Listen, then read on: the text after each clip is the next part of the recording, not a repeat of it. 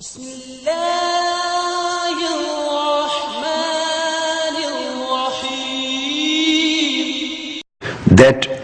Tazharul Fitan wa Yaksarul Harj, he is talking of the last centuries of his ummah, referring to the present time in which we are living now. He said, قالوا يا رسول الله أيما هو قال القتل القتل. This hadith has been related by Abu Huraira, a famous companion, and reported by Imam Bukhari in Muslim and Sahih Muslim, Muttafaq alayh. Holy Prophet said the time would draw nearer, and then he said that on the surface of earth disruptions, mischief will rise, and haraj will arise, and it will appear in abundance. People submitted to Holy Prophet or Messenger of Allah, what is haraj? This was a specific term. Holy Prophet said, keep in your mind that time the haraj would be killing and mass killing of the people. And the people committing this act, the killings and mass killings of the people, they will go outside from the ambit of my deen. This was a clear-cut reference and categorical reference to the act of terrorism. Again, I am quoting second hadith in relation to the meanings of Islam. This hadith is also mentioned in Sunan Abi Dawood, one of the authentic hadith books of the 6 books after Bukhari, Muslim, and reported by Abdullah bin Umar, a great companion. He says that we were sitting around Holy Prophet sallallahu alaihi wasallam, kunna na'udan inda Rasulillah, fadhakar al-fitan. I will just with pardon, I will just, if you permit me, sometimes to quote some Arabic words, because I know this talk is going to be delivered to the Arab world also. And I don't want to address only the English youth. I want to address the Arabic youth and to all parts of the world, so that everybody may understand. But these are not only my sentiments. I am not saying something as an innovation.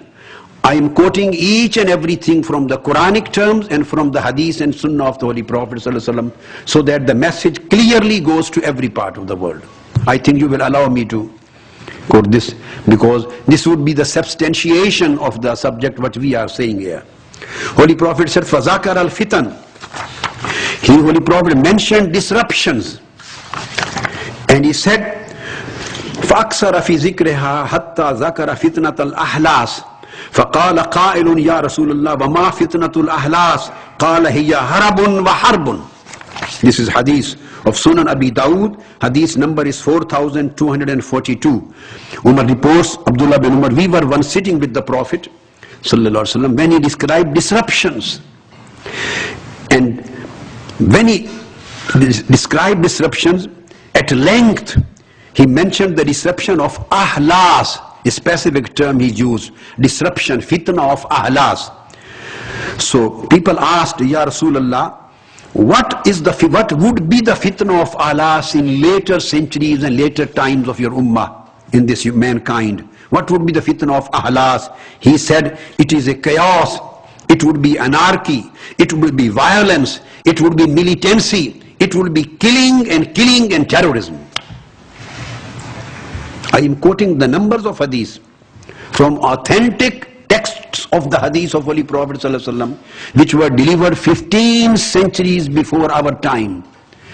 Nothing which I will deliver today is an innovated thing or just an ijtihad, which I have derived just directly as an interpretation. I am quoting the texts of Holy Prophet.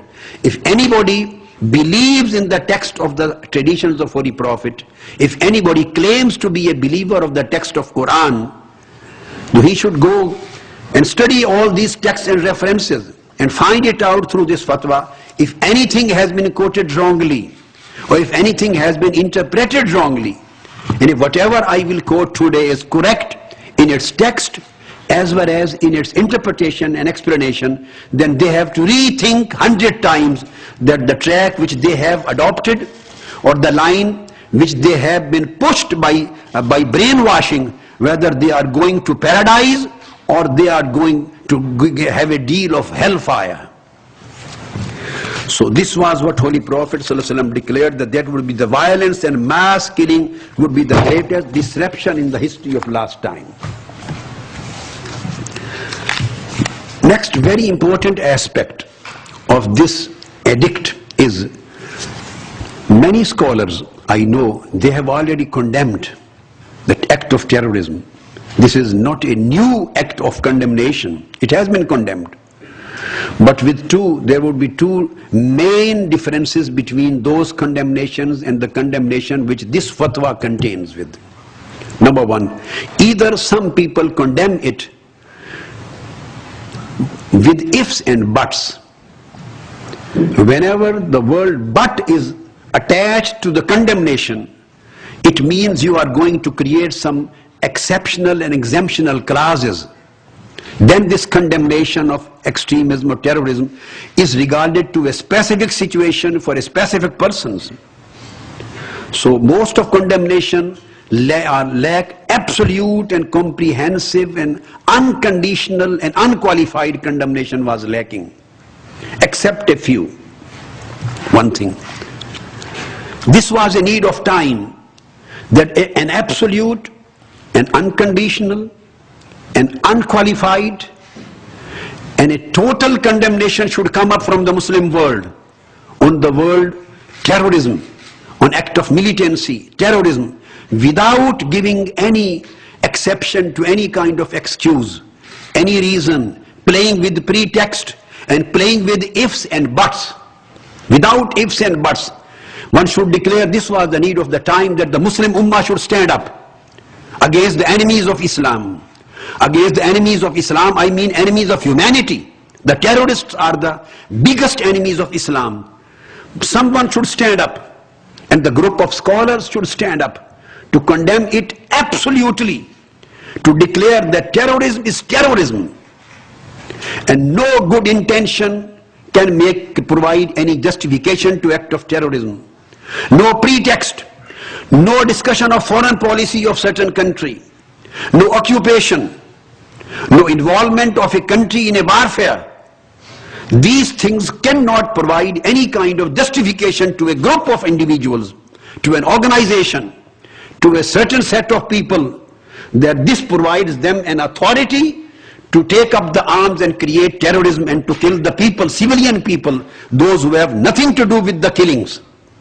So this was the need of the time, someone should come up. So this fatwa is declaring the absolute condemnation, because I have put a chapter here that no good intention, even 1,000 good intentions together cannot justify a wrong and forbidden act, and these good intentions cannot convert a wrong into good. They cannot convert an evil into good. Terrorism is terrorism. Violence is violence. It has no place in Islamic teachings, and no justification can be provided to it on the basis of any kind of excuses or ifs or buts. And the second major thing is that mostly the scholars have gone up to the limit of that this is a forbidden act. They condemn and declare that terrorism is a forbidden act. The second unique character, and I take responsibility because I have declared it, I have stated this is not only a forbidden act, this is an act of disbelief. The terrorists, on the basis of Quranic references and the traditions of Holy Prophet, they go out of the ambit of Islam. They go out of the Ummah of Holy Prophet. They are not only committing a forbidden act, an act of haram, they are committing an act of kufr. This is, maybe some people may think this is a very new thing, that the people used to say this is haram, this is forbidden, this is against Islam, this is un-Islamic. To say this is un-Islamic is something different. And to say this is an act of kufr, the terrorists go out of the ambit of Islam. And reason is that Almighty Allah and Holy Prophet of Islam has declared them to be out of his ummah and out of the ambit of Islam. This is my second unique aspect of this edict.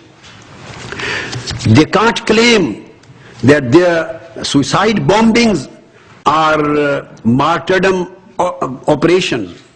They are becoming the heroes of Muslim Ummah. No, they are becoming the heroes of hellfire.